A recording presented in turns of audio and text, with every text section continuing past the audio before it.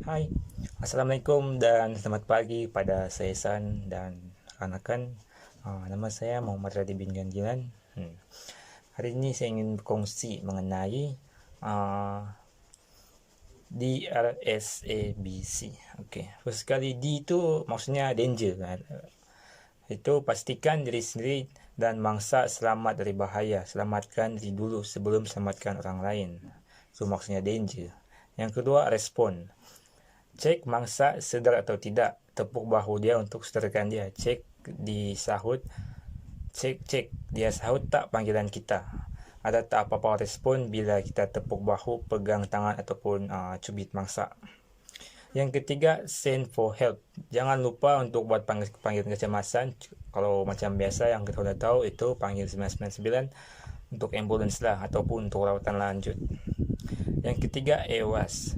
Cek saluran pernafasan dia melalui mulut sama ada clear ataupun tersumbat. Contohnya kalau macam ada mangsa pingsan ke apakah, kita cek lah sini ataupun jari kita letak di hidung sama ada dia masih bernafas atau tidak. Yang keempat, B, breathing.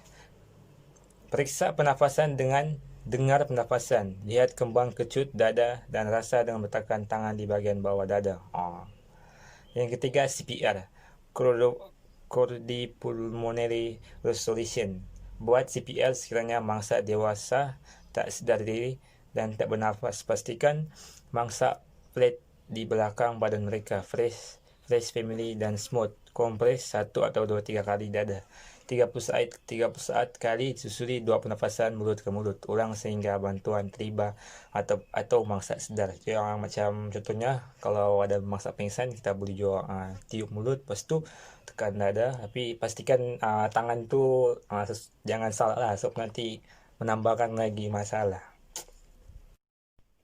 Okey, yang kedua ialah first aid ataupun lebih dikenali sebagai peti pertolongan cemas. Kotak first aid ini merupakan satu perkara yang penting kalau macam contohnya kita di mana-mana kan, contohnya macam di office, tempat kerja.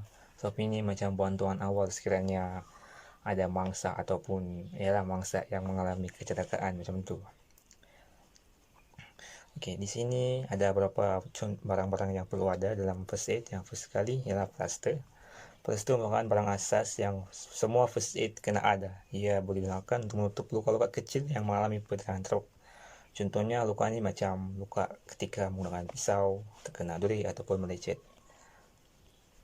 Selalunya luka kecil seperti ini tidak terlalu kotor. Oleh itu kita tak perlu mencuci luka tersebut menggunakan antiseptik seperti iodin ataupun perlu meletakkan antifilmi pada luka. Jika ia kotor sebagai contoh luka yang memasuki habuk ataupun tanah, anda mencucinya dulu menggunakan iodin. Yang kedua ialah bandage. Bandage adalah terdapat dua jenis, iaitu bandage biasa dan bandage segitiga ataupun triangular. Bandage kain atau kain andu. Kami terang. Lepas tu dapat beberapa penggunaan untuk alatan ini, iaitu membalut luka. Yang pertama, yang kedua membalut kawasan yang bengkak. Kalau membuat yang luka, kalau luka itu melebihi 2 cm, pesakit memerlukan penggunaan bandage bagi menutup luka tersebut. Tetapi sebelum itu bersihkan kawasan luka dengan antiseptik ataupun iodin. Yang seterusnya ialah kain andu ataupun triangular bandage. Terdapat berbagai fungsi untuk alat ini dan dalam artikel ini kami akan menceritakan 3 fungsi, iaitu sebagai adu ketika patah tulang tangan atau patah tulang kala, membalut luka atau membalut kawasan lebam ataupun digunakan sebagai mask topping. Yang seterusnya ialah gauze atau kain kapas perubatan. Kain kasa atau gauze ini selalunya digunakan untuk menutup luka yang besar. Ia juga boleh digunakan untuk membersihkan luka yang kotor. Gauze ini terdiri daripada jejaring benang dan ia tercabut bila ditarik daripada luka. Terkadang ada yang menggunakan keton kapas untuk menutupi luka. Kadang ini akan menyebabkan serpihan kapas akan melekat pada luka apabila ia dibuka. Oleh itu, gunakan gauze berbanding keton ketika menutupi luka.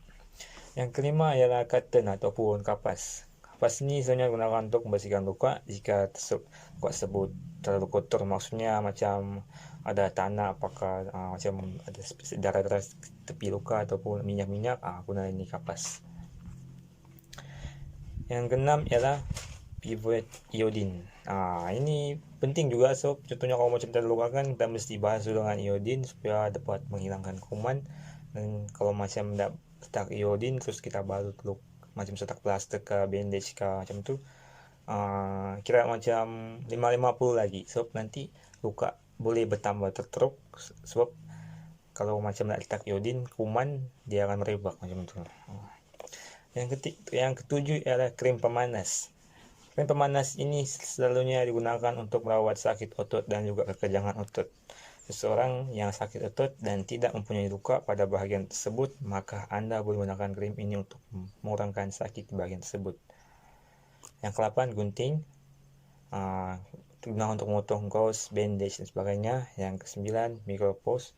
Ini macam selotip lah yang meletakkan beberapa perkara seperti meletakkan gauze pada kulit, meletakkan bandage supaya ia tidak cabut.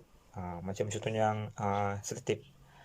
Contohnya macam bandage di tangan kan, contohnya macam diikat, tu kasih supaya tidak tercabut, letak ni lah. Yang seterusnya ialah obat-obatan. Obat-obatan dalam senarai ini ialah tu salah satunya adalah paracetamol, Poundstone, obat gastrik, Lodinine, Mixolon, Lomotila. Itulah. Dan kesimpulannya, kotak post-it ini atau peti pertolongan cemas merupakan salah satu barang yang penting dan memerlukan komitmen seorang yang untuk menjaganya. Jika ada kurangan pelaksanaan di dalam ini, cepat-cepat isi balik supaya orang ramai boleh menggunakannya. Itu saja. Sekian, terima kasih.